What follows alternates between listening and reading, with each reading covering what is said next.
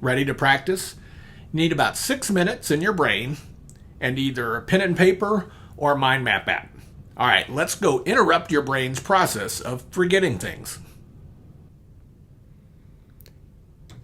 I'll guide you through the process. Your seed term is root guard. That's the one I give you. And just think of all the other terms you can think of. Now, if you can't think of a term, but you can think of an idea, write as short a description as you can and just make a list. All right, do that right now if you haven't already. I'll give you 5 seconds to hit pause before I talk about the next bit. All right, the next bit, phase 2, is to turn your list into a mind map. So how is that different? Well, it's kind of an organization chart of how your brain is thinking about those terms. So you start with your seed term in the middle of the page somewhere, and any terms that go together, you put them together. And if there are other sets that go with each other but are different from the first set, put them together. If there are terms that are kind of off by themselves, spread them around. That's the idea. It doesn't have to make sense to anyone else except you. It's just a representation of what your brain is thinking about these terms right now. It's about exercise. 5 seconds to hit pause and go do this. Go do it now.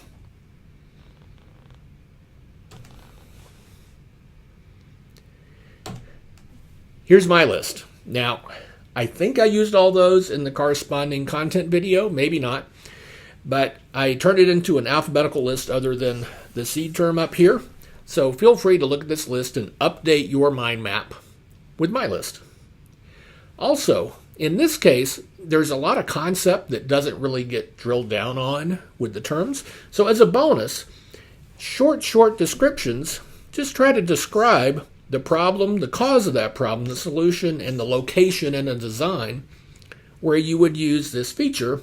And again, short as you can, but it's kind of the ideas that kept coming to mind for me. So I'll describe that here after the break.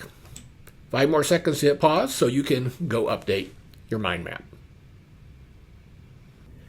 So here's my solution. It's not about the solution. Yours does not have to match mine. It's all about exercising your brain to think about these terms, and it forces your brain to give those things importance, and it'll help lock it into your long-term memory. Now I'm going to start over here in the middle right and land up here in the upper right where I've got those optional things I asked you to think about. So just in terms of BPDUs, I tend to use BPDU hello and hello BPDU all as synonyms. Now, if you dig in further with spanning tree, there are other types of BPDUs, but the ones we talk about in CCNA are these hellos, and those list what the bridge ID is of the root and of the switch that sent the message and that kind of thing. And we characterize those as being superior and inferior BPDUs, and that superior ones were the ones that claimed a new root that had a better, aka lower bridge ID. Right? And we talked about that with root guard because of its main feature. We talked about some spanning tree interface states like forwarding when things are working and blocking. And those are the normal states that you've probably heard of before. And when you first learn about root guard, you learn of this new one called broken, abbreviated BKN in the output. And kind of a substate of that being root inconsistent, which is to say, hey, we received one of these superior hellos in a port in which we turned on root guard to protect against reacting to those. All right, so that's a pretty important state down there. Now, there were some other terms, but mostly these are just to catch up with all the terms I threw out in that video. So I used the terms root primary and root secondary in a few cases.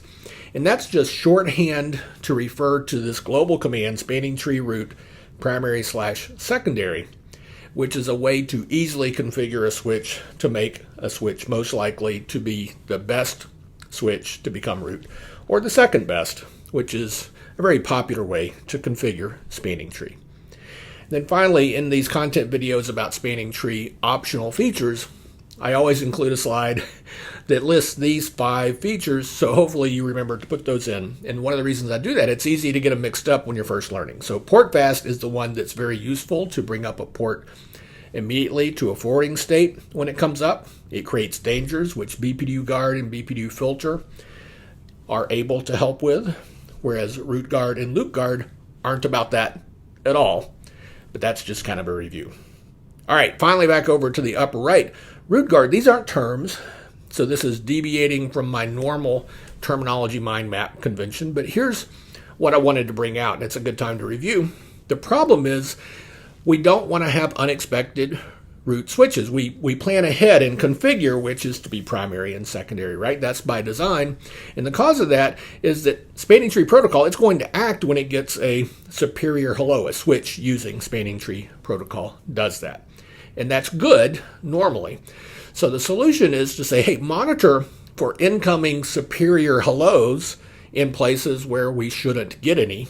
So where are those places, those locations? Well, we enable the feature on ports, and those ports are at the edge of what I've called here inferior switch land, where all the inferior switches are.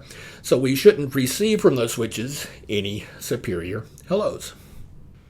Hope you enjoyed that bit of exercise. I love these terminology mind maps. Hope you do too. Subscribe and click the button if you'd like to hear about more of these when they show up. And hey, as always, leave me a message, comment, or give me a like. Always appreciated. Talk to you later.